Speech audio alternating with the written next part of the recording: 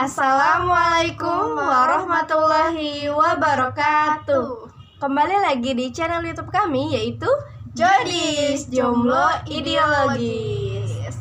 Halo semuanya, hari ini aku bakal memperkenalkan diri. Di sini aku Anggita Dara yang bakal jadi yang bakal nanya-nanya nih. Benar. Bersama narasumber kita yaitu Kak Sisi Septiana. Halo, assalamualaikum. Nah, di sini yang mau kita bahas adalah mengenai novel yang ditulis oleh beliau ini. Iya. Jadi mungkin bisa langsung masuk ke pertanyaan aja ya Kak ya. Yang pertama nih, novel ini kira-kira apa sih yang membuat Kak Sisi itu terinspirasi untuk memberi namanya Anna dan Arya? Iya. Nah, jadi kan sebenarnya latar belakang dari novel ini itu tentang kisah kasih KKN. Nah, tadinya itu ingin memberi nama KKN di desa Pampangan karena itu terjadi di Lampung Barat ya, Pekon Pampangan. Nah, karena ingin menarik ini ya, rasa penasaran orang-orang. Oh, ada nih desa di Penari gitu kan, KKN di desa Penari. Gimana ya kalau KKN di desa Pampangan, seperti itu. Nah, tapi takutnya mengecewakan ya, karena ini novel saya yang pertama, tentunya nggak sebanding dengan cerita desa di KKN di desa Penari seperti itu. Maka saya ambil nama Anna dan Arya itu dari nama saya sendiri, yaitu Sisi Septiana, dengan Iwan Sunarya, yaitu suami saya. Diambilnya Aryanya. Masya gitu. Allah. Jadi 90% real ya, cerita nyata. Iya, insya Allah. Nah, kita lagi ngomongin, mumpung banget nih, kita lagi ngomongin tentang isi nih dari novel ini. Mungkin Kak Sisi bisa nih jelasin ke kita apa sih garis besar dari isi novel Anna dan Arya ini sih? Iya, terima kasih Anggita. Nah, jadi isi dari novel ini yang tadi kata Anggita 90 benar atau real itu, nah itu dari kisah saya sendiri. Di sini menceritakan mengenai seorang gadis cilik ya yang sekolah di madrasah gitu. Namun selama dia sekolah di madrasah ternyata tidak tidak menentukan seseorang itu fasih atau tidaknya beragama seperti itu. Akhirnya dia menemukanlah kelompok waktu itu di SMA atau di madrasah itu ada kelompok olimpiade. Ternyata karena basicnya adalah madrasah, gurunya pun mengarahkan kamu jangan hanya berlomba dalam olimpiade, tapi bagaimana caranya kamu pun bisa menarik gitu ya, pertolongan Allah dengan cara memperbaiki diri gitu. Karena orang yang dia itu ditolong oleh Allah itu orang yang mau memperbaiki diri, tentunya dia tidak mau berpacaran. Di saat itu gadis cilik ini sudah memasuki hampir 4 tahun pacaran. Berarti kan dari SMP tuh ya. Nah, lalu dia terombang-ambing lah hatinya. Waduh, gimana nih, gua mau menang olimpiade sementara gua pacaran gitu kan. Nah, singkat cerita akhirnya dia memutuskan untuk putus pacaran. Namun putus pacarannya ini karena ingin menang olimpiade. Ingin menang olimpiade gitu kan. Nah, lalu putuslah. Namun teman-teman dari gadis ini tetap mengarahkan dia, udahlah, bener-bener move on gitu, bener-bener bahkan move up, nggak usah pacar-pacaran lagi seperti itu. Nah, lalu dia pun hijrah, masuklah ke dunia kampus, benar-benar mengarahkan hidupnya hanya untuk dakwah. Di sini pun menceritakan tentang persahabatan. Selain tentang hijrah juga persahabatan, lalu tentang keluarga. Dia terlahir dari keluarga yang mungkin kata orang gak beruntung, diasuh oleh keluarga lain gitu kan, tidak merasakan hidup dengan kasih sayang keluarga kandung seperti itu. Dan selain persahabatan juga menceritakan bagaimana perjuangan untuk mencari pasangan hidup ya.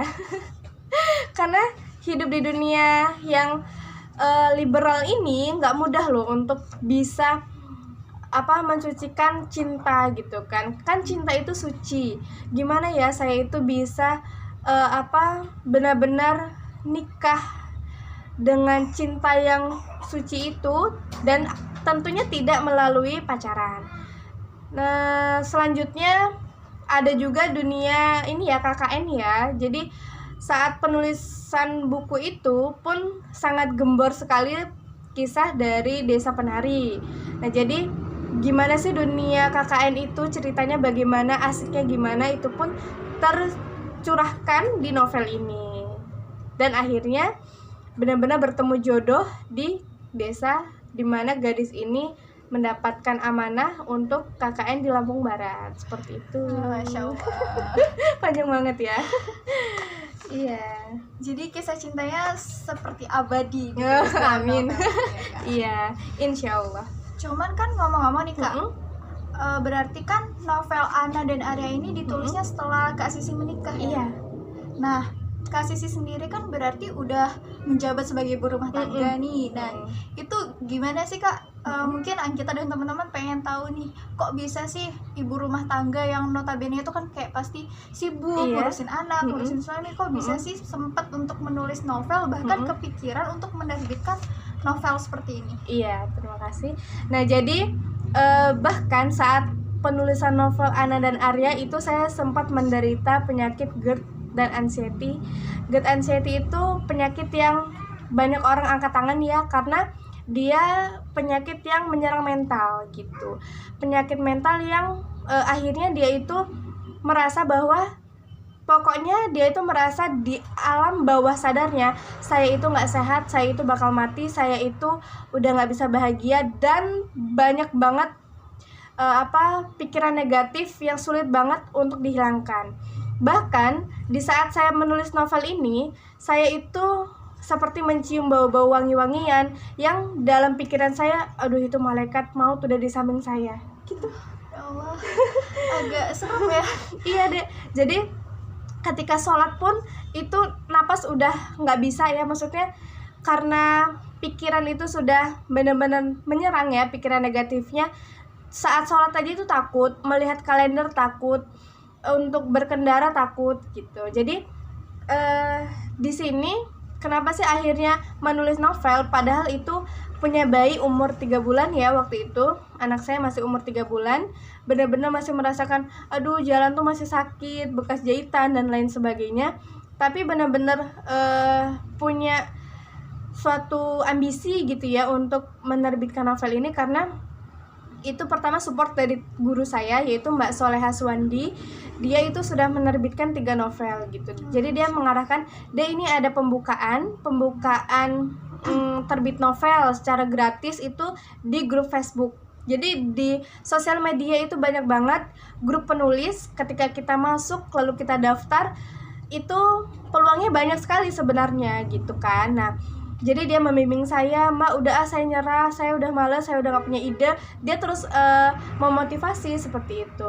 Nah, ini pun menjadi suatu senjata saya supaya saya bisa melawan penyakit GERD sama anxiety ini. Banyak orang yang sembuh itu selama 7 tahun baru benar-benar hilang semua sensasi seperti itu. Jadi sensasinya itu berupa jantung berdebar, sesak nafas, kembung. Ya ini semua berawal dari asam lambung. Untuk Anggita, untuk teman-teman kampus semua, apalagi alasannya saya skripsian, saya nilainya C atau lain sebagainya, membuat stres itu jangan sampai mogok makan seperti itu. Karena saya juga kena baby blues saat itu, jadi nggak mau makan, bener-bener alasan lah, baby blues menjadi alasan untuk stres, padahal ya harusnya bangkit seperti itu. Jadi kayak semacam komplikasi ya. Memang udah ada penyakit lambung sebelumnya, terus stres, sekarang mungkin ada masalah-masalah personal gitu, ditambah ada baby blues. Ya Allah. Kayak guys, makanya jangan pernah ngomong ibu rumah tangga itu ngapain sih, nggak ngapa-ngapain. Bener. Berat. Ibu rumah tangga itu berat. Masya Allah. Terus kalau untuk dalam proses penulisan novel Ana dan Arya sendiri itu tantangan yang paling besar, tantangan apa sih kira-kira kalau menurut Kak Sisi gitu, ketika menulisnya? Iya, nah jadi untuk penulisan novel ya, di sini tantangan terberatnya adalah pertama mengusir rasa malas ya. Untuk teman-teman semua, apalagi yang wanita atau yang kuliah nyambi sebagai ibu rumah tangga, itu pun pasti merasakan ya bagaimana sih beratnya menjadi seorang IRT gitu. Jangan sampai kalian semua itu meremehkan ya. Nah, maksudnya otomatis lah dengan menyandang sebagai seorang ibu rumah tangga baru melahirkan pula, itu otomatis gimana caranya mencurahkan semua perhatiannya untuk anak. Nah, itu tantangan pertama. Lalu yang kedua, karena kita itu mengikuti suatu event menulis, otomatis ada peraturannya dong, otomatis ada waktunya dong. Kita nggak bisa santai-santai leha-leha gitu. Jadi ya tantangan yang kedua itu gimana mendisiplinkan diri gitu. Apalagi saat itu baru selesai masa nifas ya, maaf, karena kalau masa nifas tuh saya mau istirahat dulu, saya ya namanya orang lagi disuruh Allah istirahatkan, karena kan di situ tidak sholat ya kan. Nah, jadi di situ pun akhirnya benar-benar harus mendisiplinkan diri. Satu hari itu harus 1000 kata gitu. Jadi di saat detik-detik malam terakhir, aduh besok udah ganti hari lagi, udah harus menyelesaikan 1000 kata lagi. Nah, di situ harus mendisiplinkan diri. Lalu yang ketiga yaitu tantangan terbesarnya adalah gimana benar-benar merubah mindset ya, karena kan dari penyakit anxiety-nya seperti takut mati, lalu benar-benar takut sakit. Nah, di situ harus benar-benar merubah mindset semua pikiran negatif. Mbak Sisi tuh lihat deh, banyak sekali orang-orang yang berputus asa atas penyakit ini gitu kan. Makanya di sini Mbak Sisi pun memotivasi teman-teman yang punya penyakit yang sama seperti saya supaya kamu itu bisa sembuh. Di mana kuncinya? Kuncinya itu ada di diri sendiri. Kalau kita mau merubah mindset kita, pasti bisa sembuh gitu. Jadi itu tantangannya. Masya Allah. Lumayan ya, agak berat gitu. Iya. Ya, terus nih Kak, mungkin ini pertanyaan terakhir dari Anggita gitu. Iya. Bukan pertanyaan sih, lebih tepatnya Anggita mau minta nih Kak Sisi untuk kasih khususnya buat Anggita dan umumnya untuk teman-teman semua nih kesan pesan gitulah buat kami para remaja gitu, buat anak muda. Iya. Nah, jadi untuk Anggita, untuk semua adik-adik di luar sana ya, pesan saya yang pertama, ketika kita itu menaruh hati kepada manusia, bersiaplah untuk kecewa. Saya sudah melewati masa-masa pacaran selama 5 tahun, di mana saya itu sudah menyerahkan hati saya untuk orang itu. Saya bahkan berpikir tidak bisa hidup tanpa orang itu. Karena apa? Karena saat kita putus pun ada pikiran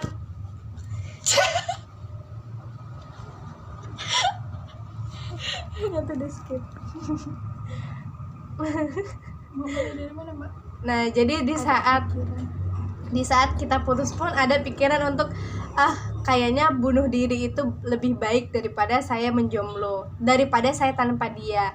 Itu yang pertama. Lalu yang kedua, pesan-pesannya adalah hidup kita itu tidaklah lama. Banyak orang yang saat ini berpikir besok saya masih hidup, tapi nyatanya bendera kuning sudah di depan rumahnya.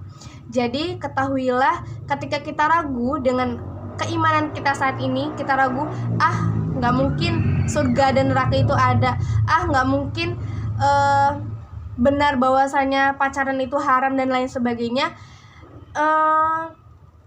Dr. Zakir Naik saja mengatakan bahwa apa yang dikatakan oleh Al-Quran 80% sudah terbukti di dunia, dan 20%-nya kita tunggu nanti di akhirat gitu. Masa iya kita meragukan yang 80% sudah terjadi di dunia ini gitu. Jadi perkuatlah iman kita, dan juga kita harus memanfaatkan masa muda untuk hal-hal positif. Seperti Anggita ini luar biasa banget, menjadi idola saya loh dia. Keren bingit. Benar. Jadi andaikan saya masih gadis seperti dia, saya mau mengulangnya, memanfaatkan waktu untuk berorganisasi secara positif, apalagi mengerahkannya untuk berdakwah. Itu luar biasa banget. Nah, mungkin itu aja pesan-pesannya. Dia mengidolakan saya, tapi sebenarnya saya mengidolakan beliau. Nah, itulah ya, bersahabat karena Allah, Masya Allah. Nah, mungkin itu saja. Dan yang terakhir nanti Ini novelnya sudah tidak terbit ya teman-teman. Mungkin bisa nanti dibaca di Wattpad, bakalan bisa dibaca, harus dibaca bahkan. Mungkin itu Kapan nih saja. Kak kira-kira terbit di Wattpad? Bulan depan insya Allah, doakan ya. Coming soon berarti ya. Iya, masih coming soon. Baik, kita tunggu. Ya, saya serahkan kepada MC-nya. Baik, terima kasih Kak Sisi sudah menjelaskan gitu, sudah memberikan motivasi juga nih buat kita semua, buat Agita, buat teman-teman yang lain, dan semoga gitu di video kita yang singkat yang mungkin sekitar 15-16 menit aja ini bisa menjadi apa ya, seperti batu loncatan gitu lah buat teman-teman semua ke depannya untuk berbenah lagi gitu. Mempersiapkan diri lagi, karena kan gimana ya, namanya masa muda gitu lah. Ada satu pepatah mungkin ya, kalimat gitu yang kita suka tuh kayak yang kita sebagai anak muda ya udah nggak apa-apa, nikmatin masa mudamu asal jangan lupakan agamamu. Gitu. Masya Allah, keren banget itu. Harus menjadi prinsip hidup ya. Iya. Kita. Kayak doa terbaik untuk Kak Sisi, untuk kita sendiri, dan untuk teman-teman semua. Semoga kita semua dalam lindungan Allah Subhanahu wa taala, selalu istiqomah, dan semoga kita bisa bersua di surganya Allah. Oke, di sini saya Anggita Dara dan Sisi Septiana, kami pamit undur diri. Sampai jumpa di video Jodis yang lainnya. dadah. Wassalamualaikum warahmatullahi wabarakatuh.